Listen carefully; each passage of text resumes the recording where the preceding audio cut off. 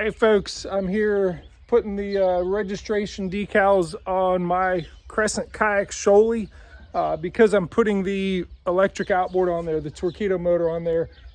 You need to do this, and it doesn't matter whether you're putting a trolling motor, a bow mount, whatever it is. If you put electric propulsion on a kayak, you need to get the registration. Now, I just registered it in the state of Maryland. I went to the Department of Natural Resources Service Center in Frederick, Maryland. They do a really great job, and they make things very clear when you go in. The documents you need in order to make sure that it's a good, well, they're actually looking to make sure that people aren't stealing kayaks and scratching numbers into it and making it look like they own something that they don't.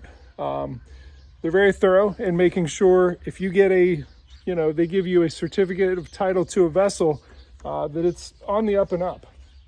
So the things that they're going to be looking for that you should have, if you're buying it new from the dealer, it's good to have the original, you're going to need the original bill of sale. And it helps if you can get the dealer to actually write the serial number, the whole number. And right here, let's walk around here. That's the serial number there. Now, different manufacturers do different things. It's pretty standard that they just scratch it in there. But this matches what came on another document. And that is the manufacturer's statement of origin. So you have your bill of sale, and see if you can get the dealer to get, to put the serial number on there. But the manufacturer's statement of origin or the manufacturer's certificate of origin, that's a document that comes from the manufacturer. And if you get your kayak and it doesn't have that document in there, you may have to reach out to the manufacturer's customer service center and say, look, I need this document. I just purchased it from a such and such dealer, and I need this in order to register my kayak for electric propulsion. So it may take a little bit extra work. If you're buying a boat secondhand, it's good to see if you can get the original manufacturer's statement of origin. Hopefully they kept that paperwork.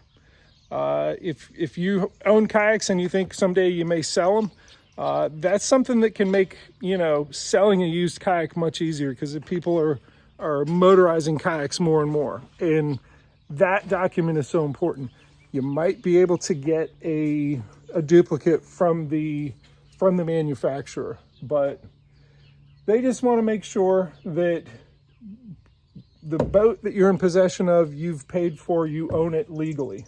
And when you get that certificate, they also give you the decal that you put it on there. And then you go to the store, and I'm in the midst of putting these 3-inch letters. I chose white because it shows up nice on this predominantly black and green background.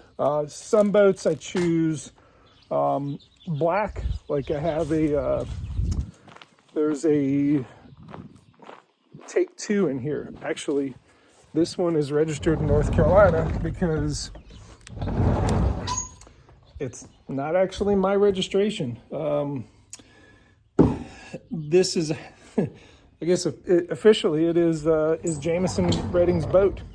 He registered it. He took care of that for me. And, you look at what stands out. What is a good contrasting color? Black or white usually does the trick.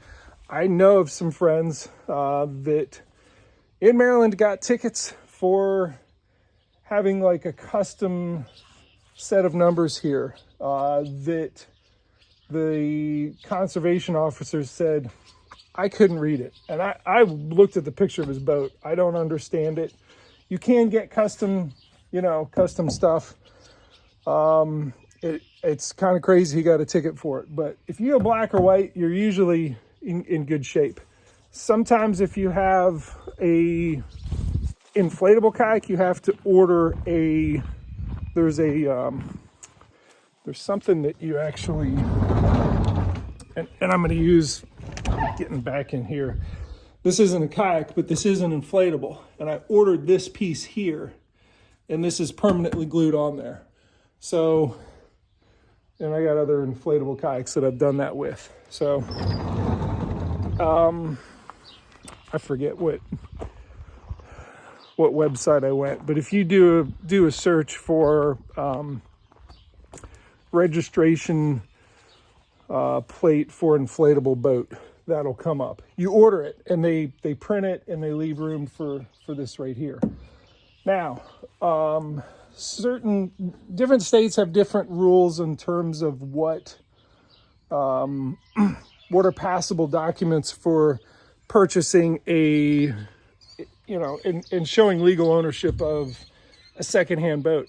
Sometimes you need to get a bill of sale notarized. So you may have to go, with the buyer to a notary public to get, the bill of sale officially notarized to prove, yes, this transaction is legal.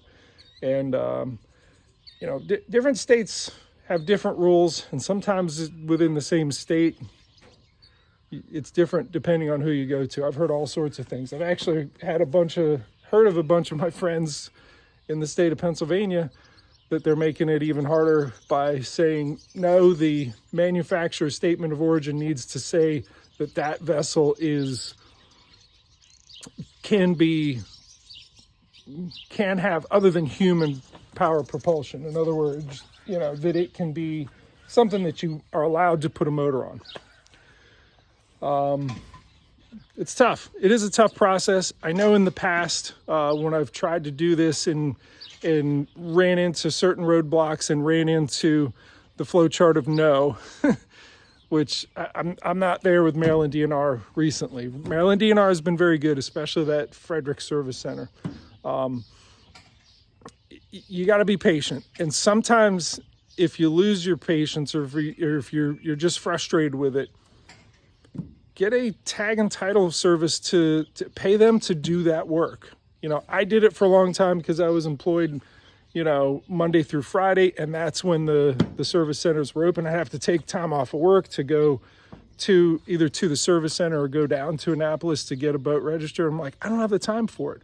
So I'd pop in at lunch to go to, and in Maryland, I used Terry's tag and title service. They ran to Annapolis for me. My employment is different now, a little bit more flexibility. I can, go during the week and get this registration done. So, just wanted to go over some of the details, but overall, bill of sale helps if the serial number of the boat is on the bill of sale. Manufacturer's statement of origin. If you're buying a used boat, you definitely need a bill of sale. You may need to get it notarized. So that's an overview of the process and some of the things that you can do to make sure that when you start working with your agency, whether it's Maryland Department of Natural Resources or the Natural Resources Department or licensing the boat licensing agency in your state, research it ahead of time. Find out what documents that you need. Get them. Go in there. They're going to be much happier and much easier to deal with if you have those documents ready to roll. So hopefully that's helpful.